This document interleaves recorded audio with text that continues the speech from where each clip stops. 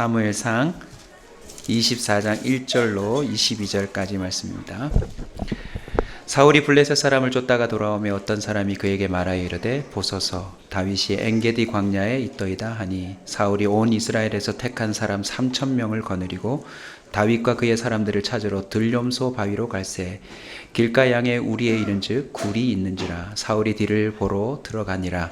다윗과 그의 사람들이 그 굴 깊은 곳에 있더니 다윗 사람들이 이르되 보소서 여호와께서 당신에 이르시기를 내가 원수를 네 손에 넘기리니 네 생각에 좋은 대로 그에게 행하라 하시더니 이것이 그날이니이다 하니 다윗이 일어나서 사울의 겉옷자락을 가만히 베니라.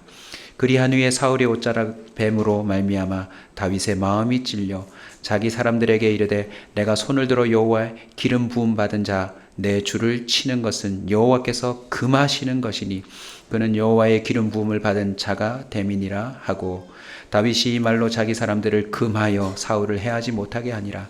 사울이 일어나 굴에서 나가 자기 길을 가니라. 그 후에 다윗도 일어나 굴에서 나가 사울의 뒤에서 외쳐 이르되 내 주 왕이여 하매 사울이 돌아보는지라. 다윗이 땅에 엎드려 절하고 다윗이 사울에게 이르되 보소서 다윗이 왕을 해하려 한다고 하는 사람들의 말을 왕은 어찌하여 들으시나이까. 오늘 여호와께서 굴에서 왕을 내 손에 넘기신 것을 왕이 아셨을 것이니이다. 어떤 사람이 나를 권하여 왕을 죽이라 하였으나 내가 왕을 아껴 말하기를 나는 내 손을 들어 내 주를 해하지 아니하리니 그는 여호와의 기름 부음을 받은 자이기 때문이라 하였나이다. 내 아버지여 보소서 내 손을 있는 왕의 옷자락을 보소서 내가 왕을 죽이지 아니하고 겉옷자락만 베었은즉 내 손에 악이나 죄가가 없는 줄을 오늘 아실지니이다. 왕은 내 생명을 찾아 해하려 하시나 나는 왕에게 범죄한 일이 없나이다. 여호와께서는 나의 왕 사이를 판단하사 여호와께서 나를 위하여 왕에게 보복하시려니와 내 손으로는 왕을 해하지 않겠나이다.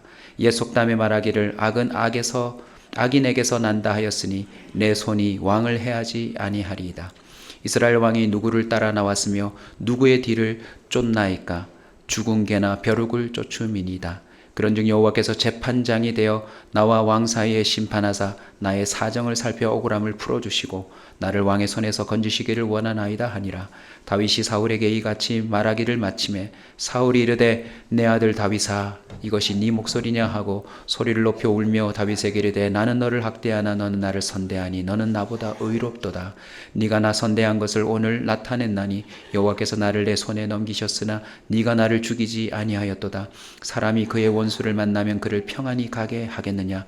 네가 오늘 내게 행한 일로 말미암아 여호와께서 내게 선으로 갚으시기를 원하노라. 보라 나는 네가 반드시 왕이 될 것을 알고 이스라엘 나라가 내 손에 견고히 설 것을 아노니 그런즉 너는 내 후손을 끊지 아니하며 내 아버지 집에서 내 이름을 멸하지 아니할 것을 이제 여호와의 이름으로 내게 맹세하라 하니라. 다 같이 했습니다.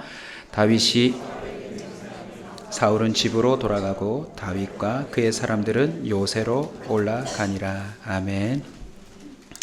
오직 하나님께 굴복하라 라는 제목으로 하나님 말씀의 은혜를 나누겠습니다. 세상에는 두 종류의 사람이 있습니다. 굴복시키려는 자, 그리고 굴복당하는 자. 우리는 대체로 굴복당하는 걸 싫어합니다.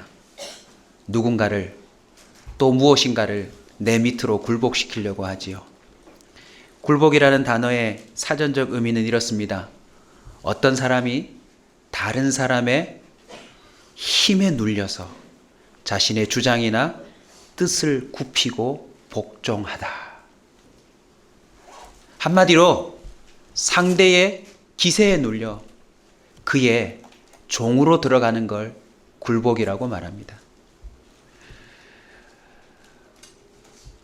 이 굴복이라는 의미를 제대로 알고 묵상해 보면요. 우리 모두 다 알고 보면 굴복시키려는 자이지만 사실은 뭐 당하고 살아요? 굴복당하고 삽니다. 신종 코로나 보십시오. 누구도 굴복할 수밖에 없어요. 직장도 폐쇄가 되고 우리가 당연히 있을 거라고 얘기되던 모든 일정들이 다 취소되고 있습니다. 굴복 안 할 수가 없어요. 여러분 학생들 한번 대답해 보십시오. 천재지변이 일어났어도 이렇게 2주간 개학이 뒤로 미뤄진 적이 있나요? 대한민국에 이렇게 졸업식이 다 취소된 적이 있나요? 아이들 눈빛이 영원히 학교가 없어졌으면 좋겠다.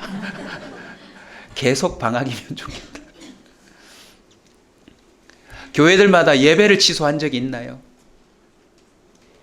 눈에 보이지 않는 균에도 세상을 호령하던 시진핑과 세상의 중심이라고 외치던 통치자들도 다 굴복하고 있다는 사실을 우리는 지금 경험하고 있습니다. 오늘 본문에 보시면요, 어차피 우리는 굴복한대요. 그런데 중요한 게 있습니다. 누구에게 굴복하느냐입니다. 왜냐하면 사람은 굴복당하고 살 수밖에 없는 존재인데 굴복하는 그 수준 밑으로 들어가는 거예요. 아주 하찮은 자에게 굴복하면 내가 하찮은 자의 종이 되는 것이고, 위대한 자에게 굴복하면 우리는 위대한 자의 수하에 들어간다는 사실을 알아야 합니다. 오늘 읽으신 본문 사울 왕과 다윗이 대비되고 있는데요. 사울은 어떤 자입니까? 굴복시키려고 하는 자입니다. 다윗은요, 굴복당할 수밖에 없는 자의 입장에 서 있습니다. 이 두 사람의 인생에서 오늘 하나님의 은혜를 얻기를 원합니다. 말씀의 제목을 선포합니다. 오직 하나님께만 굴복하라. 저와 여러분은 어차피 굴복할 수밖에 없는 인생이지만 이왕 굴복하는 것, 오직 하나님께만 굴복하는 복된 인생이 되시길 주님의 이름으로 축원합니다. 하나님께 굴복하려면 어떻게 해야 될까요? 오늘 귀한 비결을 발견할 수 있습니다. 첫 번째는 사람들의 말과 싸워야 합니다. 1절, 2절을 보시면 사울이 블레셋 사람을 쫓다가, 여러분 지난주 기억나시죠? 골리앗이라고 하는 블레셋 장수 때문에 사울 왕을 비롯해서 모든 군대가 완전히 굴복당하고 있는 참이었는데 다윗 소년으로 말미암아 골리앗을 굴복시키고 이스라엘이 승리를 경험했어요. 그러자 이제 다윗도 용기가 생겼나 봐요. 누굴 쫓고 있어요? 블레셋을 쫓고 있답니다. 그런데 웬걸요? 어떤 사람이 그에게 말하여 이르되 보소서 다윗이 엔게디 광야 그곳에 있더이다. 어떤 사람의 입에서 나온 말로부터 싸움이 시작된다는 사실을 우리는 알 수 있습니다. 어떤 사람요? someone, 이름 모를 사람이에요. 우리는 어디에선가 들려오는 사람의 말에서 우리 인생의 싸움이 시작된다는 걸 우리는 잊지 말아야 합니다. 다윗은 그 어떤 사람의 말에 어떻게 반응합니까? 이스라엘에서 3,000명을 구별해내요. 어리버리한 사람 데리고 갔을까요? 아니면 나름 빠릿빠릿하고 나름 정예부대다라고 하는 사람을 골랐을까요? 후자 아니겠습니까? 여러분, 단순한 사람 간의 싸움이 아니라 블레셋을 쫓던 왕이 군대를 편성하여서 다윗을 쫓아가 버렸어요. 무엇에 의하여? 어떤 사람의 말에 의하여. 여러분, 이게 우리나라 일이 아니라고 지금 여러분 대수롭지 않게 생각하는데, 고대 국가에서는 300이라고 하는 영화가 나왔던 것처럼 군인이 300명만 되어도 국가로 치는 시대였습니다. 그런데 이 조그만 나라에서 몇 명을요? 3,000명을 편성하여 다윗을 쫓아 왕이 왕궁을 떠났다는 건 쫓기던 블레셋이 이 나라를 치고 들어올 수 있는 위기 상황에 빠지는 것입니다. 우리는요, 누군가의 들려오는 말에 의해서 우리 인생에 아주 위험한 공백을 초래할 때가 많다는 사실을 깨닫지 않습니까? 성실하게 살던 남편이 갑자기 어디에 투자하라는 말을 듣고 집 문서 들고 나가 보십시오. 집은 순식간에 위기 상황에 돌입하게 됩니다. 아이가 친구의 말을 듣고 어디 간다며 가출해 보십시오. 평안하던 집이 완전히 엉망진창이 될 수 있습니다. 오늘 본문은 나라 전체의 위기도 빠질 수 있다는 사실을 보여줍니다. 사무엘상 18장 우리 7절 8절 한번 가볼까요? 이 본문은 꼭 같이 읽었으면 좋겠습니다. 24장에서 18장으로 가보십시다. 사울은 어찌하다가 사람의 말을 듣고 이렇게 나라 전체를 위기에 빠뜨리는 인생이 되었을까요? 그 인생이 꼬이는 시점이 있습니다. 18장 7절 8절 같이 읽겠습니다. 여인들이 뛰놀며 노래하며 이르되 사울이 죽인 자는 천천히요 다윗은 만만히로다 한지라. 사울이 그 말에 불쾌하여 심히 노하여 이르되 다윗에게는 만마를 돌리고 내게는 천천만 돌리니 그가 더 얻을 것이 나라 말고 무엇이냐 하고 그날 후로 사울이 다윗을 주목하여더라. 골리앗을 물리쳐줬다면 나라의 경사 아닙니까? 그 경사 속에서 여인들이 뛰놀며 했던 그 말 속에 사울의 인생이 꼬입니다. 여기도 역시 여인들의 이름은 나오지 않아요. 왜냐하면 별로 중요하지 않으니까. 여러분, 어떤 말에 불쾌감과 분노를 느껴보셨나요? 그게 바로 싸움에 말린 겁니다. 누군가가 내게 했던 말에 심히 불쾌하고 분노가 일어났다. 벌써 그 사람은 심각한 싸움에 말려버린 거예요. 사울은 결정적인 순간 인생에서 사람들의 말에 흔들렸어요. 그리고 그 말 때문에 패배하는 삶을 계속 이어갑니다.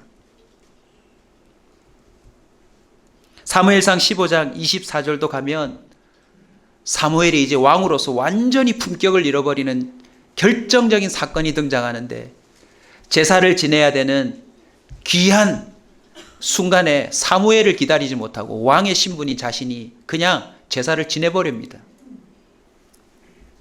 그리고는 이렇게 고백합니다. 사울이 사무엘에게 이르되 내가 범죄하였나이다. 내가 여호와의 명령과 당신의 말씀을 어긴 것은 내가 백성을 두려워하여 그들의 말을 청종하였습니다. 사울은요, 인생의 중요한 순간마다 누구 말을 의식해요? 불특정 다수의 말을 의식합니다. 그 말 때문에 두려워하고 그 말 때문에 자신의 군대를 움직이고 그 말 때문에 자신의 인생의 기초를 완전히 옮겨버리는 일들을 순식간에 행하였던 것입니다. 사랑하는 성도 여러분, 저는 오늘 이 말씀을 통해서 우리 교회 성도들이 이제는 더 이상 사람들의 말로 인해서 싸움에 휘말리지 않기를 소원합니다. 여러분 인생을 망쳐놓는 결정적이고 극단적인 전쟁들이 누군가의 말로부터 출발하지 않기를 소원합니다. 어렵지요, 힘들지요. 그러나 가능하다는 사실을 오늘 본문 4절이 보여줍니다. 우리 같이 한번 읽을까요? 다윗의 사람들이 이르되 보소서 여호와께서 당신에게 이르시기를 내가 원수를 내 손에 넘기리니 네 생각에 좋은 대로 그에게 행하라 하시더니 이것이 그날이다. This is the day. 여러분, 이것은 단순한 기회가 아니라 하나님이 주신 확실한 기회다라는 표현입니다. 상황이 이렇습니다. 3,000명을 거닐고 들어갔는데 어디로 갔어요? 광야로. 근데 거기서도 화장실을 가야 될 거 아닙니까? 공중 화장실이 없던 그 시대에 왕은 체면을 차리느라 어느 굴을 찾아 들어갔는데 그 굴 깊은 곳에 누가 들어있어요? 다윗과 다윗의 그 사람들이 들어있었던 것입니다. 그럼 다윗과 다윗 사람들의 입장에서는 뭐라고 말할 수밖에 없죠? 하나님 살아계시네. 하나님이 이런 기회를 주시다니 하고는 치라고 말했습니다. 다윗의 사람들이 이렇게 말할 때 다윗은 어떻게 반응해야 되죠? 하나님께 감사와 찬송을 드리며 오늘 찬송처럼 위대하신 주 하면서 칼 들고 나가서 사울을 처리해야 되는 것 아닙니까? 이 말을 듣고 요동쳐야 될 다윗은 어떻게 합니까? 사울에게 손대지 않습니다. 옷자락만 뺍니다. 그런데 그것마저도 양심에 찔렸대요. 그리고는 이렇게 말합니다. 이것은 여호와께서 무엇 하시는 것이니? 금하시는 것이니.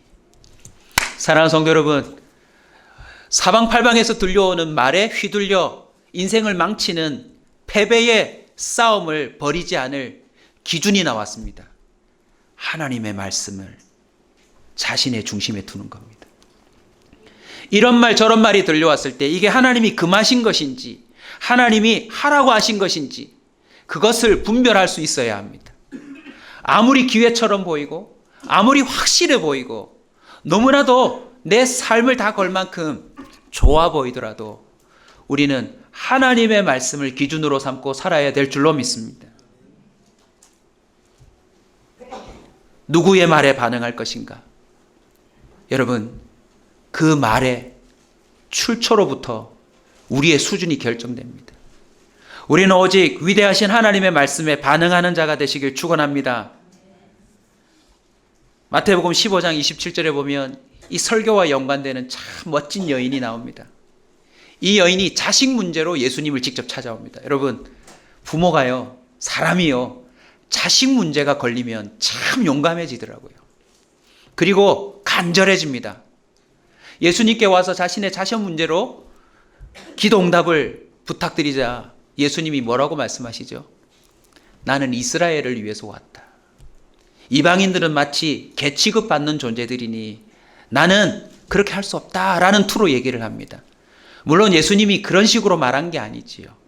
어쩌면 이 여인을 테스트하기 위함이었습니다.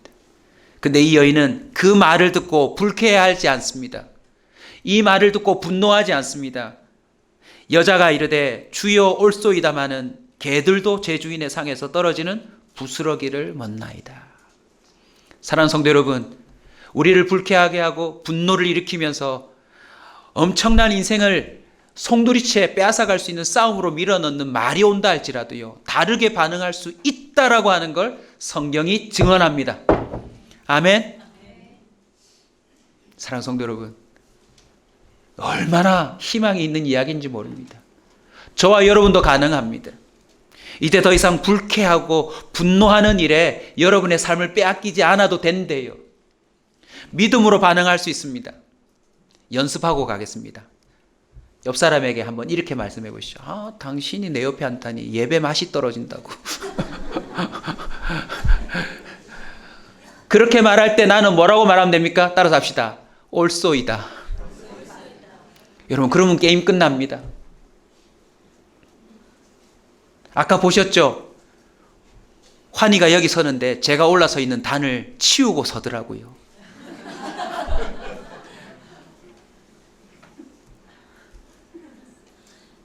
올소이다. 눈이 작다, 키가 작다, 못생겼다 그렇게 말할 때 불쾌하지 마시고요.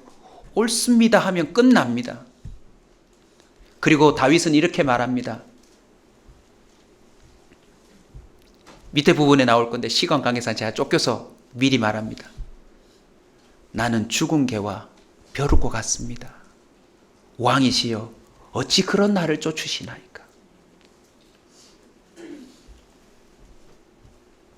예수님은 배신할 제자들의 이야기를 이미 다 들었고 알고 계셨는데요. 그들이 눈앞에서 어른거려도 주님은 그들에게 불쾌함으로 분노함으로 싸우지 않습니다. 주님은 언제나 하나님 아버지의 말씀을 기준으로 삼고 자신의 인생을 묵묵히 걸어갔다는 사실을 잊지 마시길 바랍니다. 두 번째는 자신 안에 있는 악과 싸워야 합니다.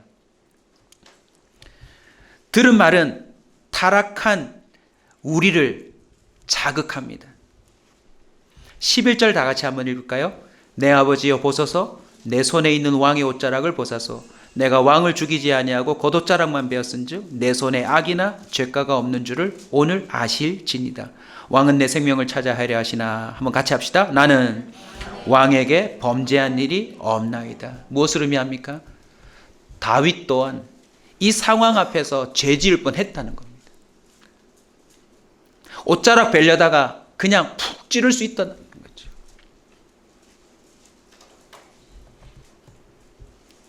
사랑하는 성도 여러분, 자기도 모르게 감정에 북받쳐서 누군가에게 죄를 범할 때가 얼마나 많습니까? 이유가 뭔지 아세요? 그 사람을 봐서 그래요. 우리는 이제 말과 싸우지 않을 뿐더러 사람과 싸우지 않아야 됩니다. 누구와 싸워야 합니까? 내 안에 있는 악과 싸워야 합니다. 예를 들어 봅시다. 교회 오다가도 접촉사고 나는 경우들이 꽤 많더라고요. 개척해보니까. 황당하더라고요. 주님, 마음 먹고 예배 드리려고 오는데 왜 그날 접촉사고가 납니까? 새 가족으로 탁 등록했는데 그날 주차하면서 뭐가 문제가 돼가지고 마음이 상할 일이 탁 생기고 그러더라고요. 여러분 접촉사고 당해보셨지만 어떻게 시작합니까? 차에서 내리면서 누군가 한 명이 목을 잡습니다. 전혀 그런 충격이 없음에도 그렇게 나와요. 그리고는 이제 시시비비를 따져 묻는데 뭐라고 말합니까? 아, 왜 그렇게 거기 들어오십니까? 그런 말을 들으면 여러분 반응이 어떠세요? 올소이다 이렇습니까? 아니, 당신이 먼저 들어왔잖아요. 저는 신호 보고 들어갔는데 얘기하지 않습니까? 점점 불쾌해지기 시작합니다. 그러다가 급기야 뭐라고 말하죠? 니 몇 살이고?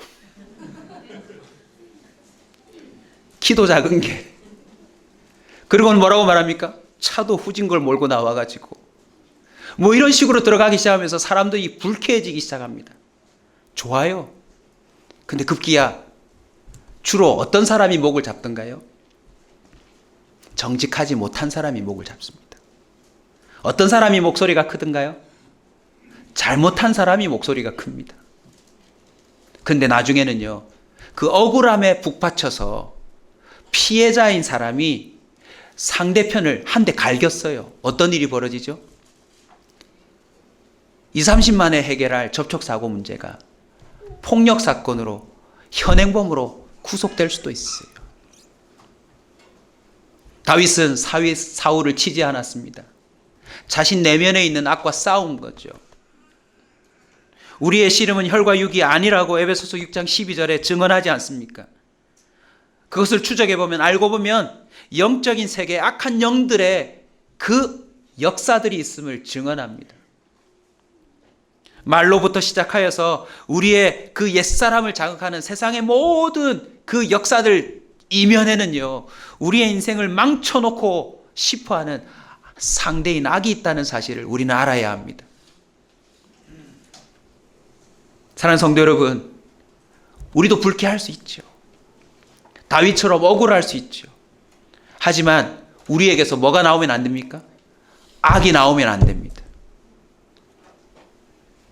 마음을 추스리다가도 그 상대편의 얼굴, 표정 이런 걸 보면 우리에게 악이 확 나와서 결국 행동으로 악을 만들 수 있지만, 다윗이 뭐라고 말합니까? 옛 속담에 말하기를 악은 악인에게서 난다.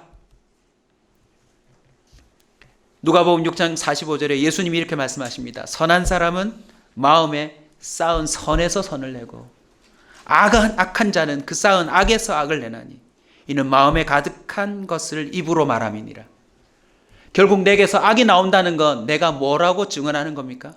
나 악인입니다 라고 증언하는 겁니다. 그래서 우리는 어떤 싸움에서든 내가 악인이 되지 않으려고 나 자신과 싸워야 합니다. 아멘. 그 싸움을 좀 더 이겨낼 수 있는 용기를 이렇게 드리려고 합니다. 다윗이 우리에게 줘요. 12절 13절 여호와께서는 나와 왕 사이를 판단하사 여호와께서 나를 위하여 왕에게 보복하시려니와 내 손으로는 하지 않겠습니다. 너무나도 중요한 원리입니다. 여러분, 접촉사고가 그렇게 이상한 기운으로 서로 불쾌하면서 주먹 다짐으로 갈 수 있는 순간에 뭐 하면 되죠? 경찰에 신고하면 끝납니다. 더 이상 싸움이 번지지 않습니다. 그냥 거기서 끝이에요. 경찰이 알아서 판단하면 될 것 아닙니까? 저와 여러분은 오늘부터 사람과 싸우지 않기를 바랍니다. 그것을 이길 수 있는 기준이 무엇입니까? 하나님이 판단하신다는 거죠. 다윗이 혹 사울을 베었을 때 하나님이 나중에 다윗이 잘못했다고 하면 어쩔 겁니까?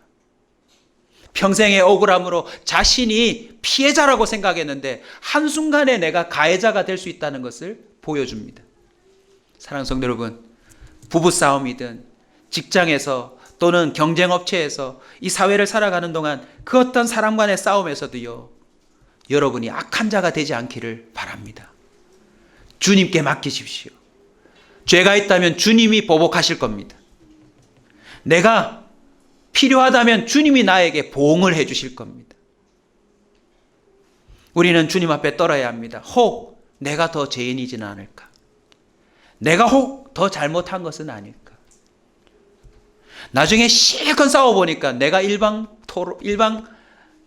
통행인 도로에 들어와서 상대편 보고 삿대질하고 있었을 수도 있어요. 블랙박스를 다 돌려보니 내가 신호를 잘못 보고 들어온 것일 수도 있더라는 것입니다. 우리는 우리 자신과 싸워야 합니다. 나로 하여금 악한 자가 되게 만드는 그 부추기는 말들과 싸워야 합니다. 세 번째는 자신 안에 있는 자존심과 싸워야 합니다. 14절 이스라엘 왕이 누구를 따라 나왔으며 누구의 뒤를 쫓나이까? 죽은 개나 벼룩을 쫓음이니이다. 여러분, 개 취급받아도 아까 부스러기를 요구했던 그 여인처럼 쉽지 않은 이야기 아닙니까? 벼룩이라고 말했습니다. 그냥 손톱으로 툭 털어뜨리면 터져버리고 없어질 존재 아닙니까? 띄어봐야 벼룩 아니에요. 말씀을 준비하면서 벼룩을 조금 묵상해 보니까 눈에 보이지 않는데 상대방을 무척 괴롭히는 존재. 세상에 존재감이 없는데 그 사람만 나타나면 누군가의 인생을 너무 괴롭게 만드는 존재. 다윗은 어떤 존재입니까? 사울보다 더 젊습니다. 더 힘이 셉니다. 그리고 온 나라는 다윗에게 마음이 가 있습니다. 그리고 이 동굴 안에 한번 생각해 보십시오. 그 많고 많은 볼일 볼 곳에서 왜 다윗이 숨은 곳에 엉덩이를 까고 오냔 말입니다. 아이들 설교면 제가 재밌게 했을 것입니다. 이때가 똥침 팍 쑤셔서 인생을 끝내버릴 타이밍이다. 그 평생에 딸을 당했던 마음, 장인이 골리앗 잡아줬더니 어느 날부터 나를 이렇게 괴롭히는 말도 안 되는 이 괴롭힘을 한순간에 복수할 수 있는 순간인데 다윗은 뭐라고 말합니까? 저 죽은 개입니다. 저 벼룩이에요.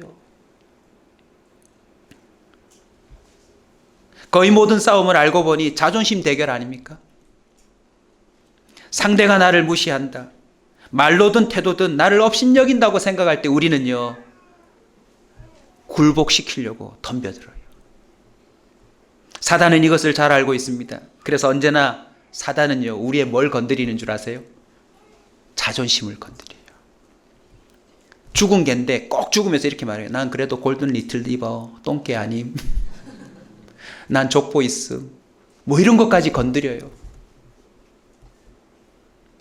그래도 내가 너보다 낫다. 그래도 내가 너보다 훨씬 더 괜찮다. 에덴에서 보십시오. 피조물에게 무엇이라고 사탄이 말을 집어넣습니까? 하나님처럼 될 수 있다. 너 왜 이러고 사니? 네가 왜 이런 취급을 당하니? 네가 먹고 싶으면 다 먹으면 되는데 왜 누가 먹지 말라디? 그냥 한 대 때려버려. 한 대 말해버려. 왜 네가 이런 어려움을 당하니? 사탄은 그렇게 조장해요. 그리고는요, 에덴을 잃어버려요. 사탄은 상대를 가리지 않습니다. 예수님에게까지 찾아와서 뭐라고 부추겼죠? 하나님의 아들이라며. 당신이 하나님의 아들이라면 뛰어내리고 돌로 떡을 만들고 뭐든지 해보라고 네가 한번.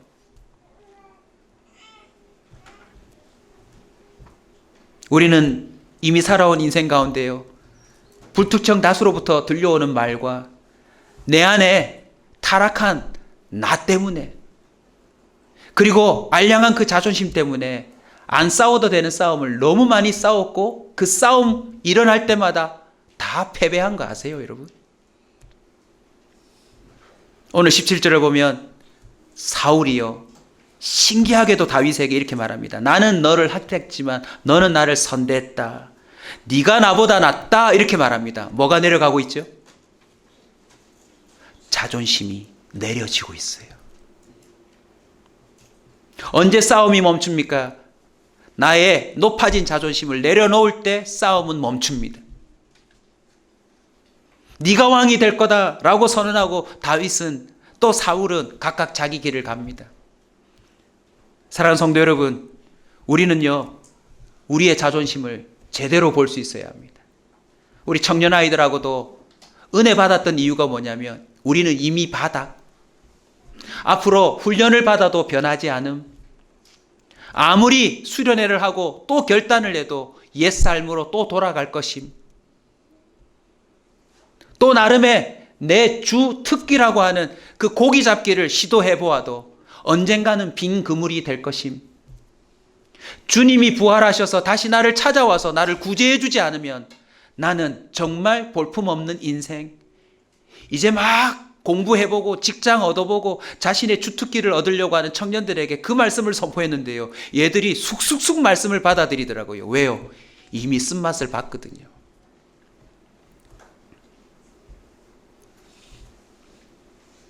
잠언 25장 28절에 소름 돋는 말이 있더라고요. 자기의 마음을 제어하지 않는 자는 성읍이 무너지고 성벽이 없는 것과 같으니라. 이 자기와의 싸움에서 하나님께 굴복하지 않고 내가 누군가를 굴복시키려고 덤벼들다가는 자신의 성읍마저도 다 무너지고 그 다음부터는 뭐가 없대요, 여러분? 성벽이 없대요. 성벽이 없다는 말은 무슨 말이죠? 누구든지 오셔서 나를 짓밟아도 된다라고 하는 메시지입니다. 지나가는 개도 성벽이 없으면 내 앞을 지나가면서 나에게 온갖 분비물을 쏟아놓고 나갈 수도 있다라는 것이죠. 한마디로 자기 마음을 제어하지 못하는 인생만큼 처참한 삶을 사는 존재는 없다라는 것을 지혜로 보여주는 것입니다. 말씀을 맺습니다. 사울은 다윗을 굴복시키려고 했지만 그렇게 할 수가 없었어요. 다윗 또한 사울을 굴복시키고 자신이 왕이 될 수 있는 절호의 찬스였지만 그렇게 할 수가 없었습니다. 둘 다 어떻게 끝이 납니까? 하나님께 굴복합니다. 우리는 결국 하나님께 굴복할 수밖에 없습니다. 하나님의 기름 부으심, 하나님의 주권과 통치, 그 질서에 순종하더라는 거죠. 내가 왕이 될 수 있지만 왕으로 부르신 사울에게 순종하더라는 거죠. 혹시 잘못된 점이 있더라도 하나님이 알아서 심판하실 것을 위탁하고 위임하더라는 것입니다. 하나님의 심판과 보복이 있음을 잊지 마십시다. 말씀을 준비하는 가운데 참 속상하면서도 마음에 두고두고 여운이 남는 구절이 바로 구절입니다. 다윗이 사울에게 이르되 보소서, 다윗이 왕을 해하려 한다고 하는 사람들의 말을 왕은 어찌하여 들으시나이까? 여러분, 이게 얼마나 속상한 이야기인지 아시겠어요? 아닌데, 그 말이 아닌데 왜 사울은 여기에 자신의 인생을 걸고 국가를 걸고 이렇게 바보처럼 살았을까? 우리가 모든 걸 걸고 싸우고 있는 일들이요, 사실은 우리가 생각하는 진위와 다를 수 있다는 소름 돋는 이야기 아닙니까? 우리는 하나님의 말씀을 들어야 합니다. 하나님이 뭐라고 말씀하시는지를 알아내고 움직여도 늦지 않습니다. 이제는 더 이상 우리가 하지 말아야 될 싸움, 해서는 안 되는 싸움에 휘말리고 세월을 낭비하지 않기를 바랍니다. 사랑하는 성도 여러분, 사울을 따라다닌 3,000명은 무슨 죄가 있습니까? 자식을 키워서 군대에 보내서 목숨을 잃어버릴 수도 있는 군사로 바쳤는데 왜 개인의 감정에 그 자신의 굴복시키려고 하는 전쟁에 자신의 아들들을 끌고 다니면서 이렇게 고생시키냔 말입니까? 사울의 이 전쟁은 자신의 아들들도 비극적인 삶으로 몰아갑니다. 사소한 것처럼 보이지만 단순히 자신의 주변에서 끝나지 않는다는 사실을 오늘 이 마지막 설교 부분에서 꼭 아셨으면 좋겠습니다. 그냥 내기로 들려온 말이 내 인생 전체뿐만 아니라 우리 민족도 말살시킬 수 있다는 사실을 기억해야 합니다. 그래서 우리는요, 신종 코로나보다 더 중요한 기도 제목이 있습니다.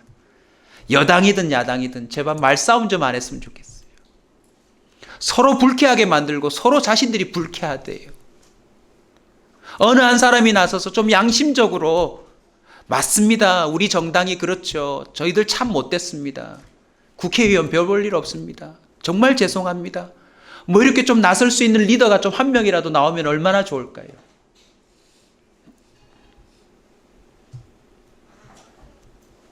이제는 안 됩니다. 혹 과거에 그랬고 혹 지금 집안 안에서 또는 여러분 직장에서 여러분 귀에 들려온 말들 때문에 이런 싸움이 꿈틀거리고 있거나 그 싸움에 휘말려 있다면 오늘 겸손히 여러분 선언하십시오. 나는 죽은 개다. 고로 연상합시다. 짖을 수 있다 없다? 없어요. 물을 수 있다 없다? 없어요.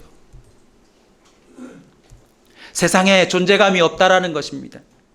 주님께 굴복한 모든 사람들 하나같이 이렇게 말하더군요. 죄인 중에 저는 괴수입니다.